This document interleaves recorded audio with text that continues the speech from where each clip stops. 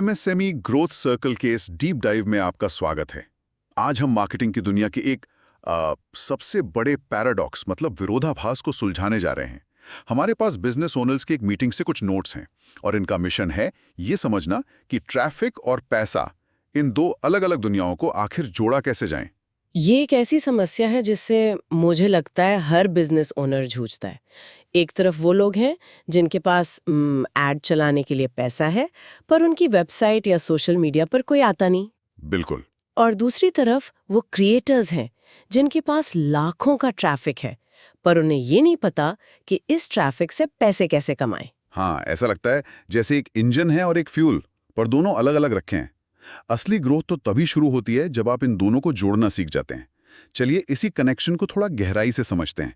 सबसे पहले उस आइडिया पर आते हैं जहां अटेंशन यानी लोगों का ध्यान और मोनेटाइजेशन मतलब उस ध्यान को पैसे में बदलने की क्षमता एक साथ आती है। हाँ, ये आधुनिक बिजनेस का शायद सबसे शक्तिशाली मॉडल है। सोर्सेज में इसके दो कमाल के उदाहरण हैं। लोगन पॉल को लीजिए। उनके पास करोड़ों लोगों का अटेंशन पहले से था। प्राइम ड्रिंक ने उन्हें बस उस अटेंशन को चैनल करने का एक जरिया दे दिया। अच्छा। इसी तरह मिस्टर बीस्ट के पास डिस्ट्रीब्यूशन का एक विशाल नेटवर्क था, मतलब उनके व्यूअर्स। उन्हें बस उस नेटवर्क में डालने के लिए एक प्रोडक्ट चाहिए था, जो उनकी चॉकलेट ने किया। तो ये एक तरह का चीट कोड है। अगर आपके पास ऑडियंस है तो आपने आधा सफर तो पहले ही तय कर लिया है। पर कई क्रिएटर्स इस ऑडियंस को एक एसेट की तरह देखते ही नहीं है। सही कहा। उनके पास ट्रैफिक तो है, पर उन्हें ये नहीं पता कि उस ट्रैफिक को भेजना कहाँ है। और जब ये दोनों चीजें अटेंशन और मोनेटाइजेशन मिल जाती हैं, तो जो होता है वो चमत्कार जैसा लगता है। पर वो चमत्कार नहीं, बल्कि एक सॉलिड स्ट्रैटेजी होती है। ठीक है, तो ये तो हुई उनकी बात जिनके पास पहले से ऑडियंस है। लेकिन उस बिजनेस ओनर का क्या जो अभी शुरू कर रहा है और पेड एड्स पर निर्भर है। नोट्स में एक अजीब सा दावा किया गया है कि अगर कोई पेड एड्स चला रहा है तो ऑर्गेनिक कंटेंट बनाना शुरू करने से उसके एड्स के रिजल्ट्स तुरंत बेहतर हो जाते हैं। ये थोड़ा उल्टा नहीं लगता? ऑर्गेनिक तो मतलब धीरे धीरे काम करता है। ये सुनने में उल्टा जरूर लगता है, पर इसके पीछे की जो साइकोलॉजी है वो बहुत सीधी है। एक सिनारियो सोचिए। एक पोटेंशियल कस्टमर ने आपका एड देखा। वो थोड़ा सा इंटरेस्टेड है, पर अभी भी शक में है। वो उस एड पर क्लिक करके तुरंत खरीदेगा नहीं। उसका अगला कदम क्या होगा? वो शायद कंपनी का नाम गूगल करेगा या उनका इंस्टाग्राम पेज देखेगा, एक तरह से जासूसी करेगा। बिल्कुल। वो एक तरह का बैकग्राउंड चेक करेगा। वो ये देखना चाहता है कि इस एड के पीछे असली लोग हैं या नहीं। क्या वो आपसे जुड़ सकते हैं? क्या आप पर भरोसा किया जा सकता है? और यही वो जगह है जहां आपका ऑर्गेनिक कंटेंट काम आता है। अच्छा। ये कंटेंट उस कस्टमर को एड्स से आपके ब्रांड की दुनिया में लाता है। रुकिए, ये बात थोड़ी कंफ्यूजिंग है। अगर कस्टमर आया ही पेड एड से है तो हम इतनी मेहनत ऑर्गेनिक कंटेंट पर क्यों कर रहे हैं? पैसा तो हमने एड पर लगाया है, तो रिटर्न भी तो वहीं से नापना चाहिए। ये एट्रीब्यूशन यानी क्रेडिट देने का सवाल नहीं है, ये साइकोलॉजी का सवाल है। भले ही कस्टमर एड से आया हो, पर उसकी खरीदने की डिसीजन को आपका ऑर्गेनिक कंटेंट आकर मजबूत करता है। कैसे? नोट्स में इसके 3 सीधे असर बताए गए हैं। पहला, जिन लोगों ने सिर्फ एड देखकर अपॉइंटमेंट बुक की थी, उनमें से कई लोग आते ही नहीं, लेकिन जिन्होंने आपका कंटेंट भी देखा है वो मीटिंग में आते हैं। इंडस्ट्री में इसे शो अप रेट कहते हैं और ये आसमान छूने लगता है। अच्छा, तो लोग आने लगे, पर क्या इससे बिजनेस पर भी फर्क पड़ता? बिल्कुल। दूसरा, जब वो आते हैं तो उनका एंगेजमेंट बेहतर होता है, उन्हें पहले से पता होता है कि आप क्या करते हैं। और तीसरा और सबसे ज़रूरी, आपके सेल्स में कन्वर्ट होने की दर, जिसे क्लोज रेट कहते हैं, बढ़ जाती है। ओह। तो ऑर्गेनिक कंटेंट आपके सेल्स पर्सन का काम कर रहा है बिना कुछ बेचे। वो पेड एड्स को सुपरचार्ज कर देता है। ओके, अब ये समझ आया। ऑर्गेनिक कंटेंट एक साइलेंट सेल्समैन है। पर इसमें एक दिक्कत है। अगर मैं एक बिजनेस ओनर हूं तो मैं चाहूंगा कि मेरे हर कंटेंट पर हजारों व्यूज आएं, लेकिन ये भरोसे वाली बात तो शायद शुरू में कुछ 100 लोगों तक ही सीमित रहेगी। तो क्या हमें व्यूज की चिंता छोड़ देनी चाहिए? ये तो सुनने में ही गलत लगता है। और यही वो मानसिकता का बदलाव है जहां ज्यादातर बिजनेसेस फेल हो जाते हैं। वो पहले दिन से ही ऑर्गेनिक कंटेंट से ग्राहक ढूंढने लगते हैं, और जब उन्हें लाखों व्यूज नहीं मिलते तो वो निराश हो जाते हैं। हाँ, जबकि सच ये है कि वो कंटेंट का इस्तेमाल गलत काम के लिए कर रहे हैं। एकदम सही। नोट्स में इसके लिए एक साफ फ्रेमवर्क दिया गया है। शुरुआत में आपके ऑर्गेनिक कंटेंट का काम नए ग्राहक लाना यानी एक्विजिशन नहीं है, उसका काम है नर्चर करना। नर्चर करना। हाँ, यानी जो लोग एड्स या किसी और जरिए से आपके दायरे में आए हैं, उनसे रिश्ता बनाना, उन्हें एजुकेट करना और भरोसा कायम करना। शुरुआत में फॉर्मूला है organic is equals to nurture. और जैसे जैसे बिजनेस बढ़ता है, ब्रांड बनता है, तब ये फॉर्मूला बदलता है। हाँ, तब ऑर्गेनिक कंटेंट अपने आप नए ग्राहक लाने लगता है। तब फॉर्मूला हो जाता है organic is equals to acquisition. इस एक सोच को बदलने से ही पूरा खेल बदल जाता है। आप हर वीडियो से सेल्स की उम्मीद नहीं करते, आप उसे एक लंबी बातचीत का हिस्सा मानते हैं। ये बहुत पावरफुल है। तो अगर हमारा ऑर्गेनिक कंटेंट सिर्फ नर्चरिंग यानी रिश्ता बनाने के लिए है, तो फिर हम सेल कैसे करेंगे? क्या हम बस उम्मीद करें कि लोग हमारी प्रोफाइल में जाकर लिंक ढूंढ लेंगे? नोट्स में हार्ड सीटीए यानी सीधे सीधे कुछ खरीदने के लिए कहने को लेकर एक चेतावनी भी दी गई है। हाँ, और ये एक आम गलती है। लोगों को लगता है कि अगर वो कुछ वैल्यू दे रहे हैं तो अंत में कुछ बेचने के लिए कहना उनका हक है। लेकिन नोट्स के मुताबिक हार्ड सीटीए से 3 नुकसान होते हैं। प्लेटफॉर्म आपकी रीच कम कर देता है, ये सुनने में अजीब और पुशी लगता है, और ये उस भरोसे को तोड़ता है जो आप बनाने की कोशिश कर रहे हैं। तो इसका सोल्यूशन क्या है? अगर हम बाय नाउ नहीं बोलेंगे तो लोग खरीदेंगे कैसे? इसका एक बहुत ही शानदार और सरल समाधान दिया गया है, और यही इस पूरी चर्चा का सबसे शक्तिशाली हिस्सा है। अपने ऑर्गेनिक कंटेंट को 100% देने के लिए रखिए। 100%? 100%। यहाँ सिर्फ वैल्यू दी जाती है, ज्ञान बांटा जाता है, समस्याओं को सुलझाया जाता है। कोई मांग नहीं, जीरो।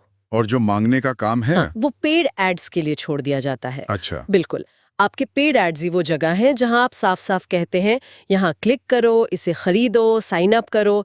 इस स्ट्रैटेजी से आपको अपनी कंटेंट के अंदर कितना देना है और कितना मांगना है का संतुलन बनाने की जरूरत ही खत्म हो जाती है। तो किसी यूजर के सोशल मीडिया फीड पर ये ऐसा दिखेगा, आपका एक वैल्यू से भरा वीडियो, फिर आपका एक और मददगार पोस्ट, फिर एक और फिर अचानक आपका एक एड। एकदम सही।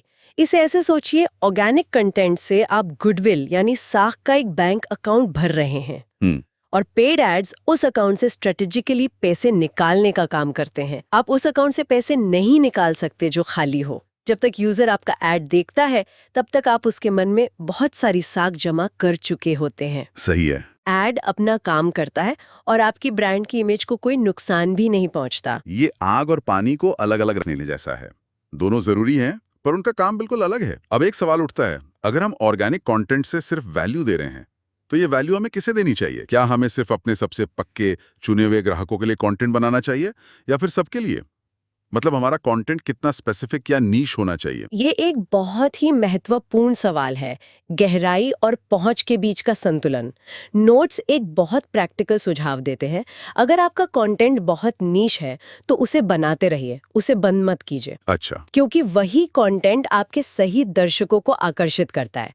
भले ही उस पर व्यूज कम आए, वो आपके असली फैंस बनाता है। लेकिन सिर्फ नीश कंटेंट से आपका दायरा सीमित रह जाएगा, नए लोग आएंगे ही नहीं। सही कहा। इसीलिए बीच बीच में थोड़ा व्यापक यानी वाइड विषयों पर भी कंटेंट बनाना चाहिए।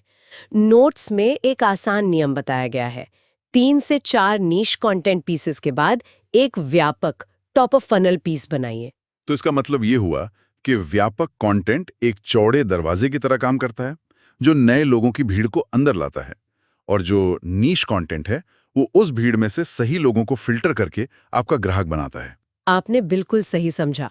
वाइड कंटेंट जागरूकता बढ़ाता है और नीश कंटेंट उस जागरूकता को मुनाफे में बदलता है।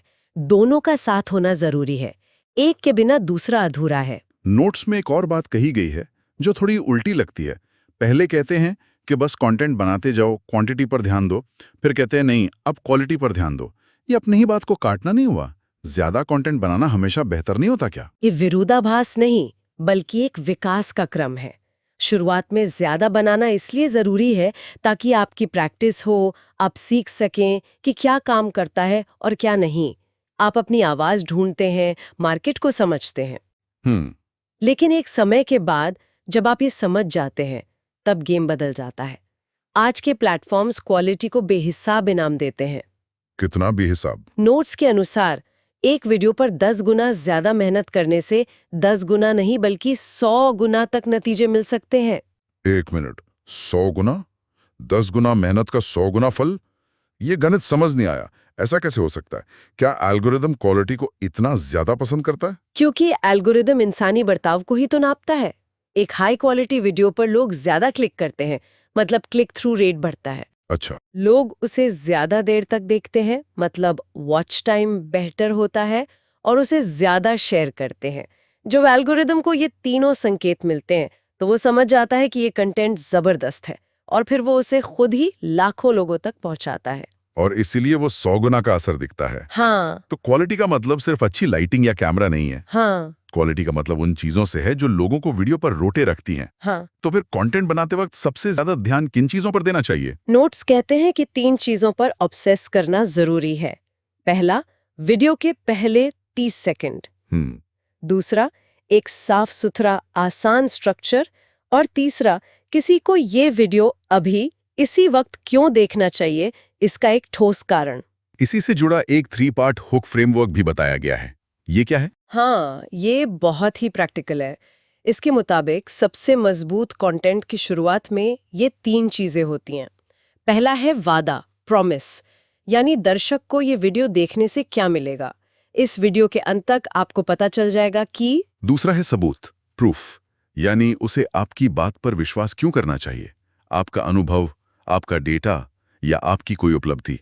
पिछले 5 सालों में 100 से ज्यादा बिजनेसेस की मदद करने के बाद। और तीसरा है रास्ता, पाथ, यानी आप उसे ये जानकारी कैसे देंगे, कंटेंट का स्ट्रक्चर क्या होगा। मैं आपको 3 ऐसी गलतियां बताऊंगी जो। अच्छा।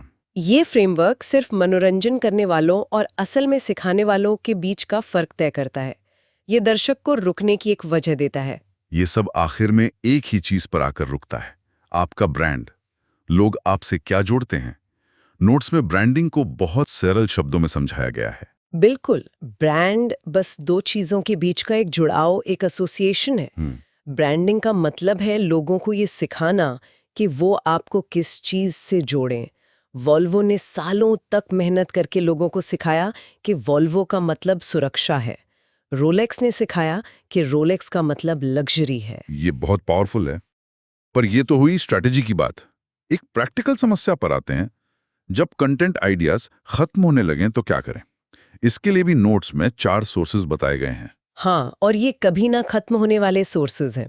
पहला, रियल टाइम, यानी आपके आज के विचार, आपके फोन के नोट्स, आपके वॉइस मेमोज। दूसरा, हाल का अतीत, यानी आपका कैलेंडर। पिछले हफ्ते आपकी किन किन लोगों से मीटिंग हुई, उन मीटिंग्स में क्या सवाल पूछे गए, वही आपके कंटेंट के आइडियाज है। अच्छा। तीसरा है दूर का अतीत, यानी वो पुराने सबक जिन्होंने आपकी सोच को हमेशा के लिए बदल दिया। और चौथा है बनाया हुआ, यानी जानबूझकर किए गए चैलेंज या प्रयोग, जैसे मैंने 30 दिन तक सुबह 5 बजे उठकर देखा और ये सीखा। बिल्कुल। और इन सबका निचोड़ एक लाइन में है, पहले दस्तावेज बनाएं, बाद में कंटेंट बनाएं।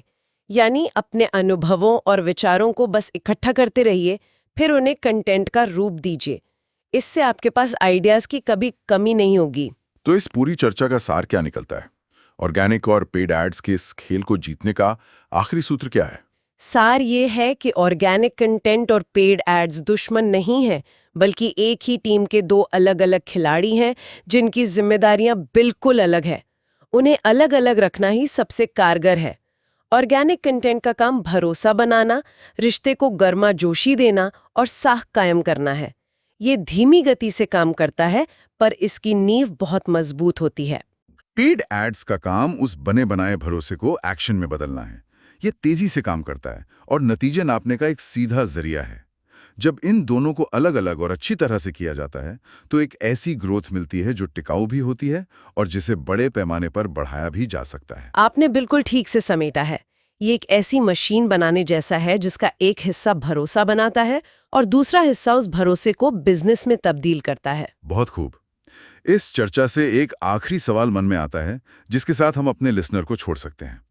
अगर ब्रांडिंग का मतलब लोगों को ये सिखाना है कि वो आपको किस चीज से जोड़ें, तो किसी भी बिजनेस को अपना प्रोडक्ट या सर्विस बनाने से भी पहले वो एक सबसे जरूरी जुड़ाव या एसोसिएशन कौन सा बनाना चाहिए जिस पर उसे सबसे पहले ध्यान देना चाहिए?